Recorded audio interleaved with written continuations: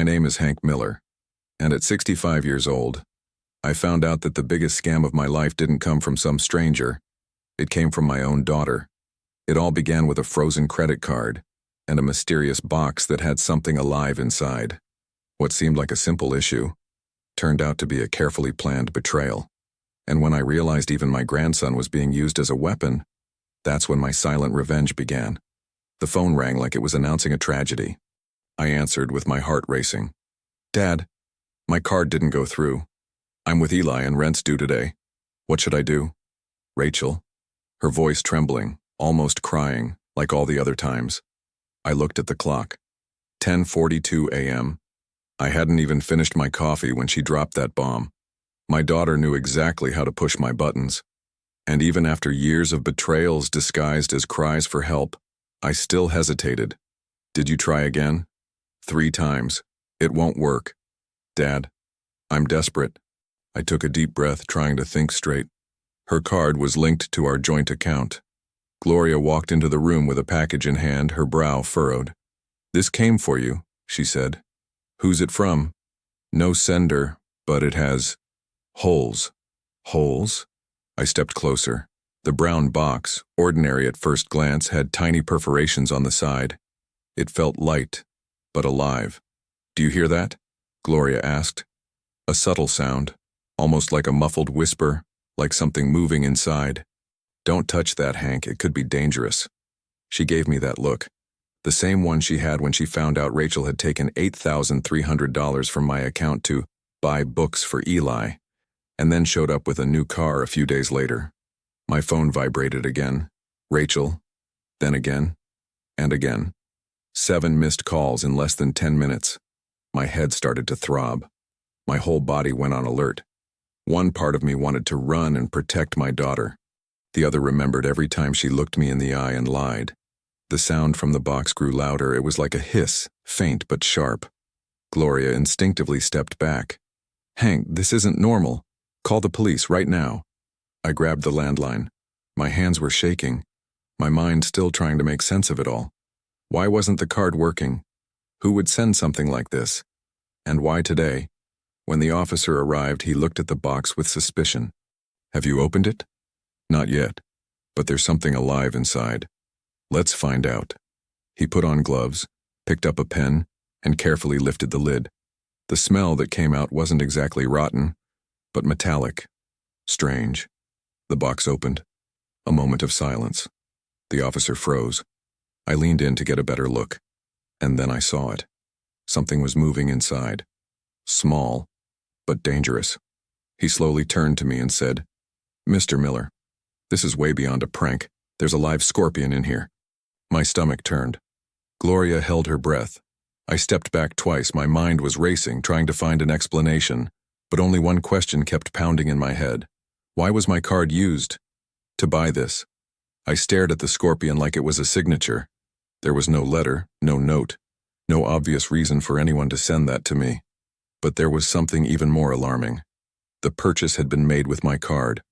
"Where did this come from?" I asked the officer, who was already pulling out his phone to photograph the label stuck to the bottom of the box. "Pet Paradise in the next town over. But the name on the order is yours, Mr. Miller. Hank Miller. Last 4 digits, 7184. It was my card. The same one Rachel had told me just hours earlier wasn't working. The officer recommended we not touch anything and said he'd return after contacting the store.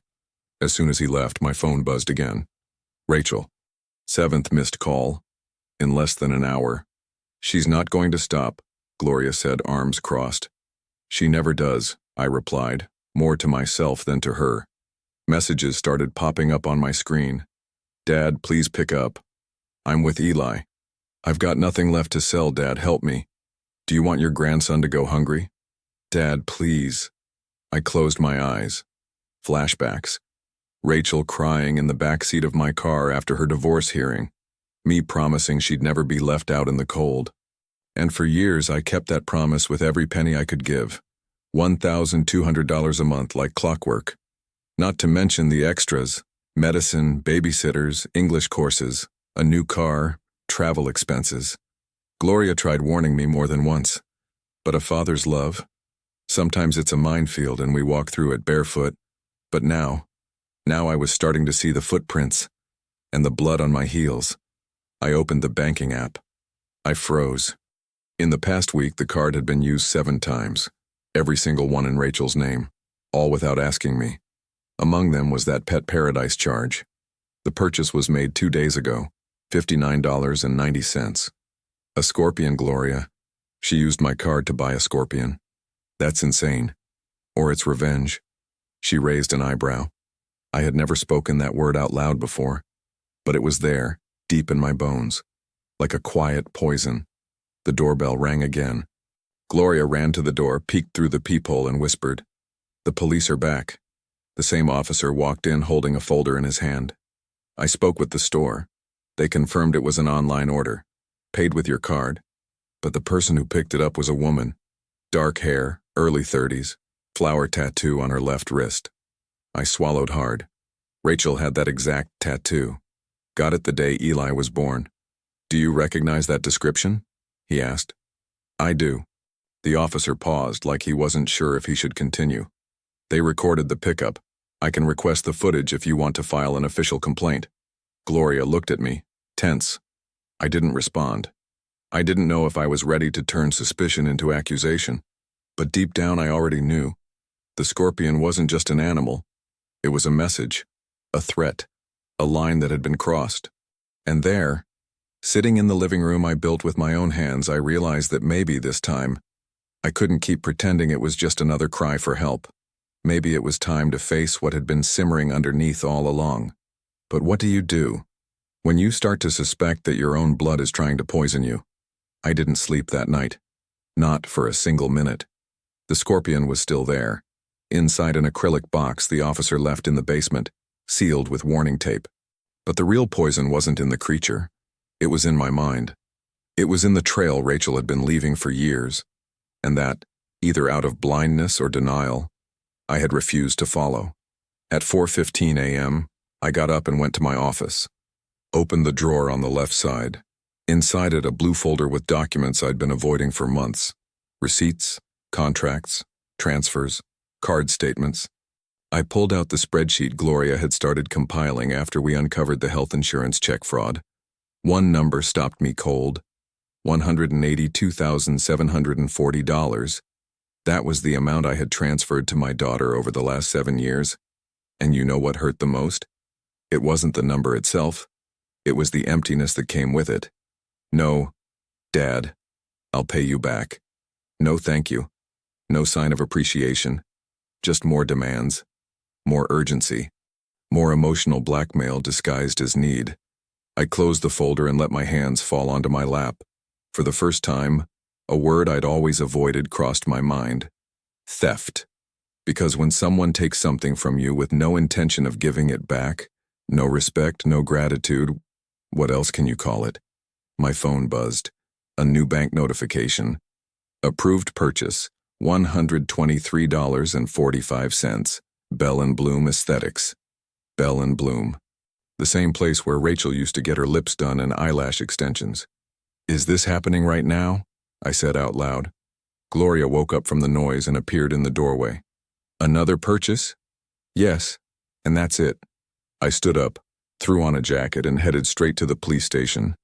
I spoke to the officer handling the case, handed over everything, the statements, the screenshots, even the scorpion in the basement. "Would you like to file an official report for unauthorized card use?" "Yes, against my own daughter." The words came out like lead, but they came out. And with them, something inside me broke and was set free. I came home in silence. Gloria was waiting for me with a cup of tea. "What comes next?" she asked. "A lawyer." The next day I sat down with Sharon Bishop, my trusted attorney. I thought she might judge me, but she didn't. She had seen many fathers like me, swallowed by guilt that didn't even belong to them. Sharon didn't sugarcoat anything. Cut all financial support, protect your assets, and if necessary, get a restraining order. I hesitated. "And Eli?" She sighed. "You don't have to abandon your grandson to protect yourself from his mother. But you can't keep feeding this toxic relationship either." When I left her office, the sky was heavy, overcast. Inside me, a storm, but I knew it was time to stop shoving love down my own throat. That night, I canceled the cards, blocked all automatic transfers, changed every password, called the bank and requested a full account holder review. And when I finished, a strange feeling took over me. Silent revenge. But there was no hatred in it, just exhaustion and a cold decision. I wouldn't let love be used as lifelong debt anymore. As I lay down, the phone buzzed again. A new message. "Dad, what did you do? I have no access to anything. Are you really going to do this to us?" I stared at the screen for long minutes, without responding. This wasn't about money anymore. It was about healing, about rebuilding my peace. But before I could turn the phone to airplane mode, a new notification appeared. "Rachel is trying to access your bank account from another device. Allow access?" Rachel tried to break into my account. The bank blocked the attempt and called me in the middle of the night. The manager asked if I recognized the device. I said no. But deep down, I knew exactly where it was coming from. On the other end of the invisible line that still connected me to her, I could feel the desperation rising. The same daughter who begged for food in the morning was trying to raid my savings at night.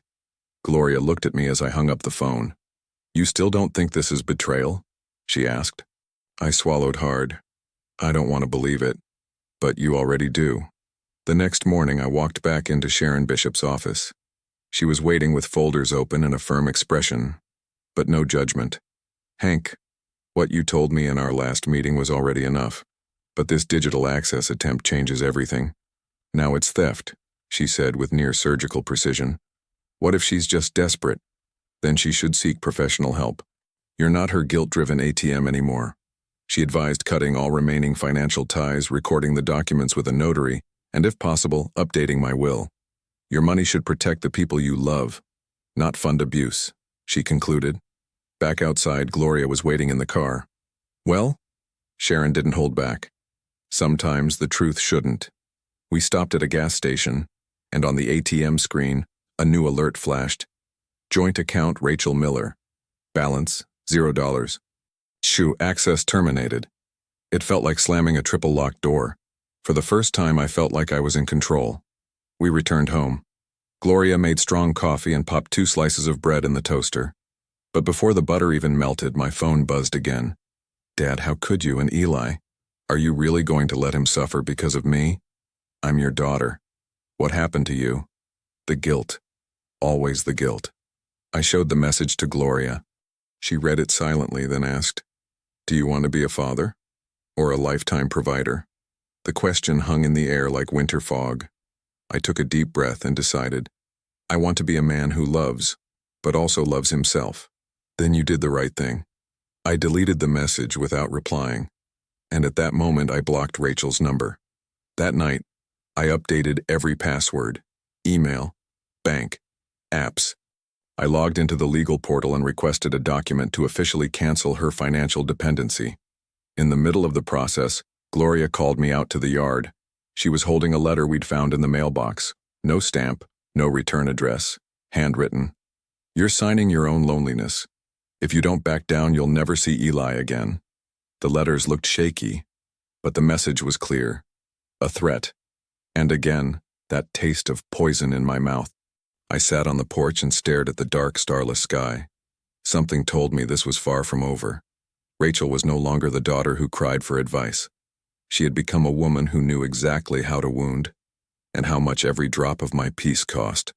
And I was beginning to understand that when love turns into debt, it becomes the worst kind of prison. But was it still possible to protect my grandson without falling back into the trap? The gate slammed shut at exactly 4:07 p.m. Way too hard to be a friendly visit.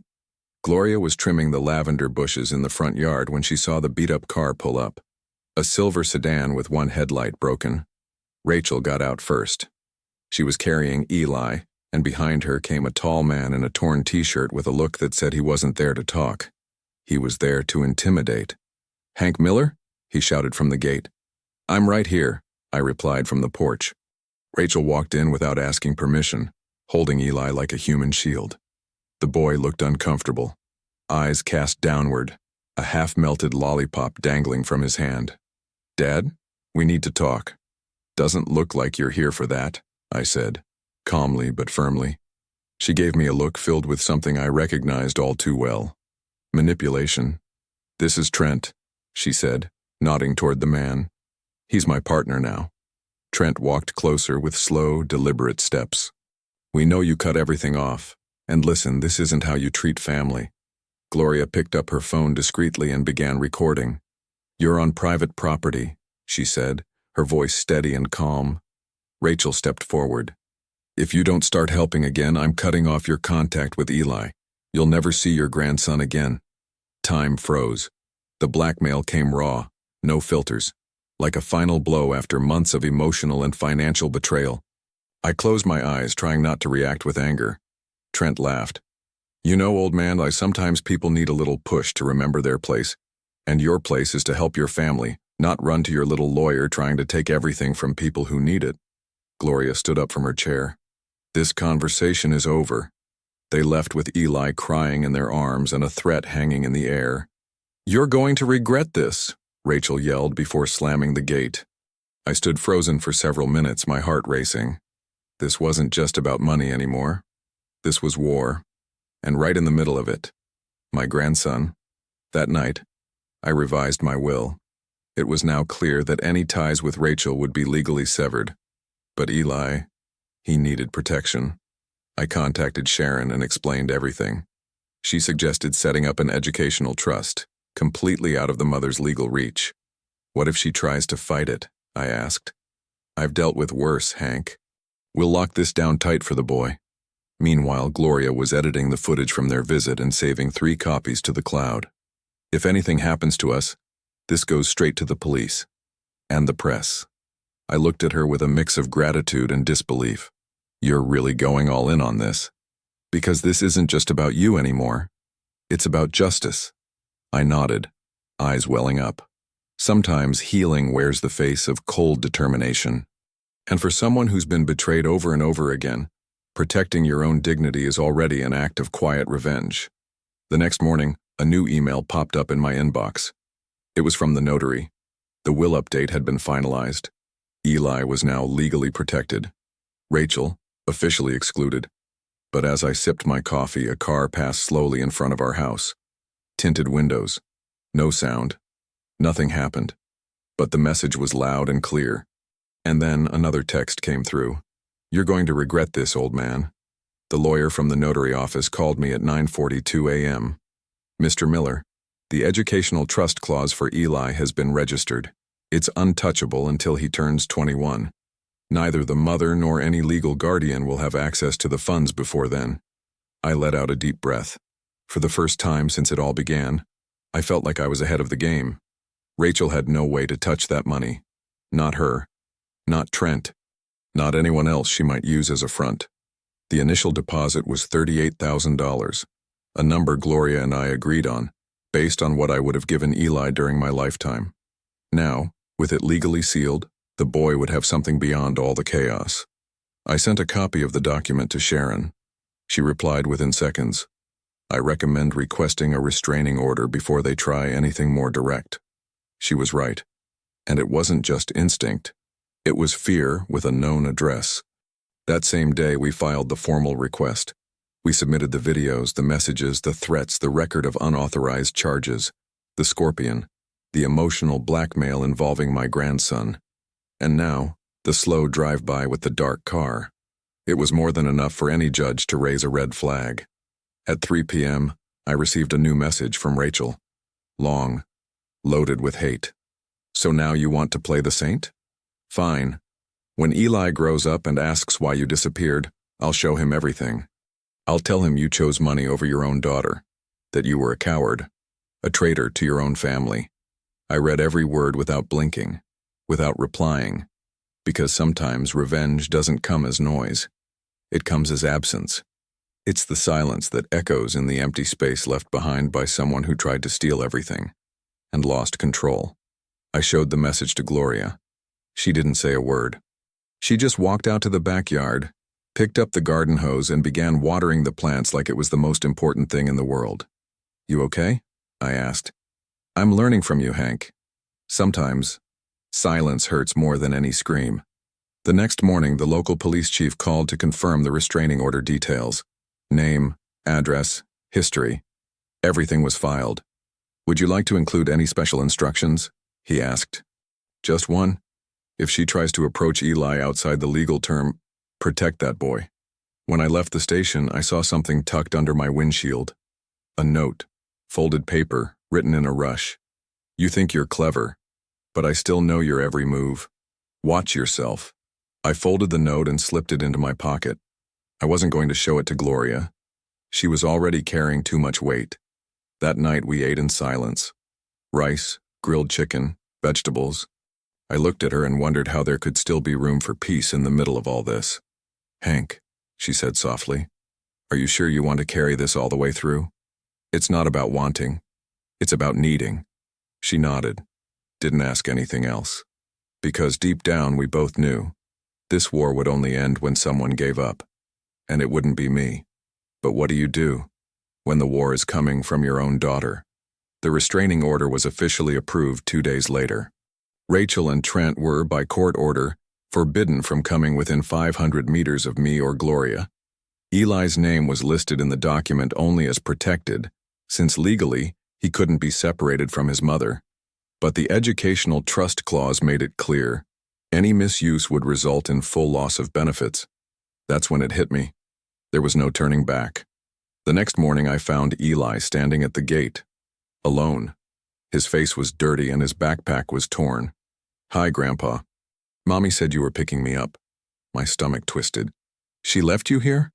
"She said she had something urgent with Trent, and that you'd understand." I hugged him, held him tight, because once again she was using the boy as a pawn, as a shield, as currency. Gloria called the social worker Sharon had recommended. In less than an hour, a woman in a beige suit and focused eyes arrived at the house. "Has he been left alone before?" she asked. "This is the third time," I answered, ashamed that it took me this long to act. She took notes, asked to speak with Eli in private, and left, promising action. That night, a new letter appeared in the mailbox. A brown envelope, no address, no signature. Inside, just one sentence. "You want war? You got it." Gloria didn't sleep. She kept circling the house with a flashlight, locking windows, checking cameras. "I don't want to rush you," she said, voice breaking, "but maybe we should move." I understood her fear. I had it too. But something inside me, something that had awakened after the last betrayal, told me, "Don't run. At 65, I'm done running. I face things now." That night, we found the camera. It was hidden in the branches of a bush near the back wall.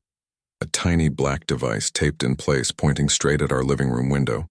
"This isn't improvised," Gloria said. "This was planned." I took the device to the police station. The forensic team confirmed what we suspected. The camera had been purchased online 2 days after our last confrontation with Rachel. The receipt was in Trent's name. The officer looked at me like he already knew how this would end. "Would you like to press charges?" "I already did, now I want action." I left the station with a cold certainty. They were watching me. They wanted to break me. Wanted me to go back to being the man they could manipulate, chained by a twisted sense of fatherhood. But that man didn't live here anymore. Their revenge was expected. But what they didn't know was what I'd been preparing in silence. And when silence becomes a shield, even the loudest scream turns into background noise. Now it was my turn. Forensics confirmed it. The hidden camera had been purchased using one of Trent's prepaid credit cards, the kind he used to launder small amounts of money. The delivery was made under the name TR at a pickup point just 3 blocks from Rachel's house. When the officer called to inform me that both of them would be summoned for questioning, my first reaction was silence. Not out of fear, but out of finality. Like watching the curtain fall on a show that had gone on for far too long. Rachel was questioned first. She denied everything, cried, talked about Eli, said I was being manipulated by Gloria. That family should come before any misunderstanding. Trent, on the other hand, tried to intimidate even the officers at the station. But the moment they showed him the card receipt and a copy of the invoice, he backed down. "This is a witch hunt against a poor black man," he shouted. But the silence of truth is louder than any excuse. While they were giving their statements, I was home with Eli. We made pancakes. He told me about school, showed me his drawings, asked if I could come see him play soccer on Saturday. "If your mom allows it, I'll be there," I said. That afternoon, I sat outside in the yard. Gloria picked herbs and planted new ones. Rosemary for memory, mint to calm us, basil to start again, she said, with that faint smile of someone who's survived too many battles. It was strange how silent revenge felt like the scent of damp soil. Then I got a call from the social worker. "Mr. Miller, based on the incidents and repeated neglect, we're initiating a petition for shared custody with supervised visits. You'll be officially notified in the coming days." "Thank you," was all I could say. Rachel didn't call again. No more texts, no more threats. Her silence was the loudest yet. But for the first time, it didn't hurt me. It set me free. On Sunday, the educational trust lawyer called to confirm that the funds were now protected by a lifetime clause. Not even future changes in legislation could alter Eli's rights. Gloria and I toasted with strong coffee and warm cheese bread. "You won, Hank," she said. But it wasn't victory. It was survival. It was healing. Later that afternoon, I sat on the porch with Eli in my lap. "Grandpa, why don't you talk to Mommy anymore?" I took my time answering. But when I did, I spoke calmly. Sometimes being a father means guiding, but when the child refuses to walk and you have to stop pushing, he didn't fully understand, but he smiled, and that was enough. I didn't win the war, but I refused to keep losing myself, and sometimes that's all a man needs to finally live in peace. How many times have you been generous, only to be remembered when someone said it's your obligation? How far does love go before it turns into a debt? You don't have to scream to protect yourself. Sometimes silence is your greatest revenge. Now tell me, how far would you go for someone who betrayed you? Leave your story in the comments. And if this touched your heart, subscribe to the channel and hit the bell. We've still got a lot to live and a lot to tell.